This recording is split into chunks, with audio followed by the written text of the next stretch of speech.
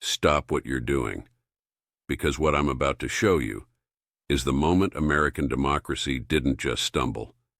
It packed its bags, killed the lights, and ran out the back door.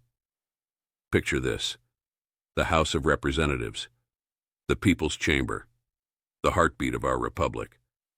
Now picture it: empty. A gavel tossed aside like garbage, chairs scattered, and absolute unmitigated chaos spreading through the halls of power. This isn't a movie. This is a political thriller playing out in real time. And by the end of this video, you're going to understand exactly how something like this could happen in America. Buckle up. In this deep dive, we're going inside a fictional scenario that political analysts have quietly discussed for years. What happens when a Speaker of the House decides that protecting one man is more important than protecting the institution? What happens when loyalty to a president becomes more valuable than loyalty to the Constitution? Today, we're exploring a fictional crisis, a what-if scenario, that exposes the terrifying fragility of our democratic system.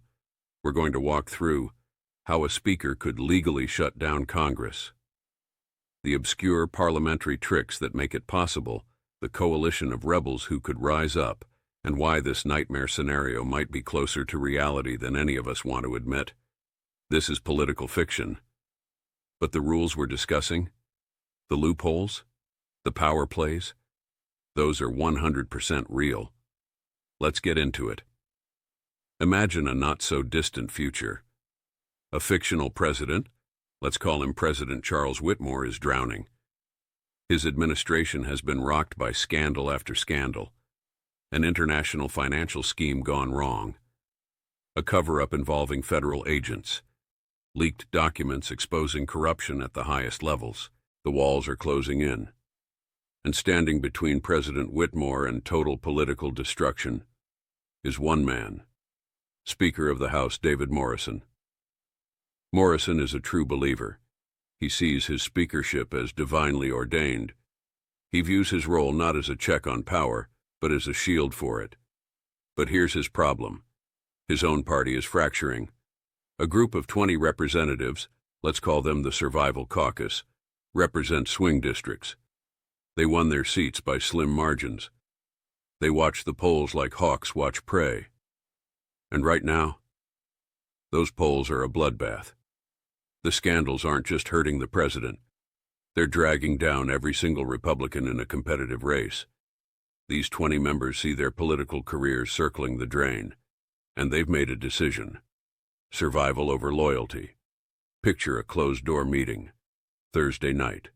The Speaker's office. The Survival Caucus walks in with fire in their eyes. According to our fictional scenario, Representative Michael Torres, a moderate from a swing district, slams his hand on the Speaker's desk. "We're being slaughtered out there, David. The president is an anchor around our necks. If you don't let us vote on this inquiry, we lose the House. Period. Full stop. Done." Speaker Morrison, calm as ice, quotes scripture. He talks about holding the line. He calls the scandals deep state propaganda. But the caucus isn't buying it anymore. Then comes the leak. The vice president, let's call him Richard Hayes, gets caught on tape calling the administration, quote, a suicide pact. When the Survival Caucus hears that audio, something breaks. If even the VP is jumping ship, they realize they're being left to die on the battlefield while the generals retreat to safety. So they make a move. They reach across the aisle to the minority leader, a fictional Democrat named Representative Angela Price, and they sign a discharge petition. Now let me explain what a discharge petition actually is, because this is real parliamentary procedure. In the House of Representatives, the Speaker controls what comes to the floor for a vote. That's enormous power. If the Speaker doesn't want something voted on, it usually dies in committee. But there's a workaround. A discharge petition allows a majority of the House, 218 members, to force a bill or resolution to the floor, even if the Speaker opposes it. It's the nuclear option. It's rarely successful. But when it works, it strips the speaker of their most important power. In our fictional scenario, the Survival Caucus, 20 Republicans, joins with all the Democrats. That's 218 signatures, a majority. They have the votes to force the release of documents that would expose everything: the financial scheme, the cover-up, all of it. Speaker Morrison sees the signatures piling up. He does the math, and he panics. What happens next is technically legal, but it's politically suicidal. Under House rules, the Speaker has the authority to declare an emergency recess if there's a threat to the safety or order of the chamber. This rule exists for real emergencies: bomb threats, medical crises, September 11th scenarios. In our fictional scenario, Speaker Morrison uses it to avoid a vote. Representative Torres stands up to be recognized. He's holding the discharge petition, ready to execute. Morrison won't even look at him. The cameras catch Morrison's eyes darting around the room. He looks like a cornered animal. He leans to the parliamentarian, whispers something, then slams the gavel so hard it echoes through the microphones. The chair declares the House in recess, subject to the call of the chair, due to a breakdown in decorum. There was no breakdown in decorum. The room was silent. He manufactured a crisis to justify a shutdown. As Morrison walks off the podium, the chamber erupts. A Democratic whip shouts, "You're obstructing justice." But it's the Republicans who are loudest. A Libertarian representative screams, "You can't suspend the Constitution because you're scared of a vote. Come back here." But Morrison is gone, and he's taken the keys to democracy with him. Here's why this matters. By adjourning subject to the call of the chair, the Speaker has essentially sent everyone home indefinitely. The House cannot meet, cannot vote, cannot issue subpoenas, cannot conduct any business whatsoever until the Speaker decides to come back. He has single-handedly shut down a branch of government. Now, is this legal? That's where it gets complicated. Article 1, Section 5 of the Constitution says, neither chamber can adjourn for more than 3 days without the consent of the other chamber. If the Speaker keeps the House closed past that deadline, he's arguably violating the Constitution. The Senate, still in session, could pass a resolution demanding the House return. Or the rebel Republicans could join with Democrats to elect a temporary Speaker. This is the nightmare scenario. If the Survival Caucus signs a motion to vacate the chair, essentially firing the Speaker, they can force a vote the moment the House reconvenes. But here's the catch. Morrison knows this. That's why he'll never come back voluntarily. As long as he stays away, he stays Speaker. It's a standoff, a siege of the Capitol, not by protesters, but by parliamentary procedure. In our fictional scenario, something remarkable happens next. The cameras are supposed to shut off when the House is in recess. But the network covering the proceedings, let's call them American Public Affairs Network, makes a bold decision. They keep rolling. They argue that the public interest outweighs procedural rules. And what they capture is extraordinary. The Democrats and the Survival Caucus refuse to leave. They hold a shadow session. Minority Leader Angela Price stands in the well of the House. No microphone, no official recognition. She starts shouting to the press gallery, reading the incriminating documents into the public record. Because the House isn't technically in session, she can't be ruled out of order. She has total freedom of speech. Every major network carries it live. The visual is stunning. An empty Speaker's chair, a unified opposition, evidence of crimes being read aloud in the people's chamber. It looks like a government in exile, within its own capital. Now let's talk about what happens beyond the Capitol. In our scenario, the markets react immediately.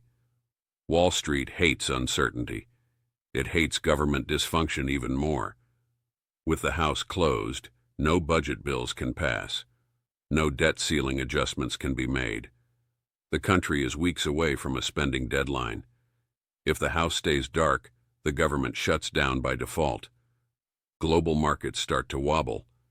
Treasury yields spike. International investors start pulling back. Foreign adversaries see an opportunity.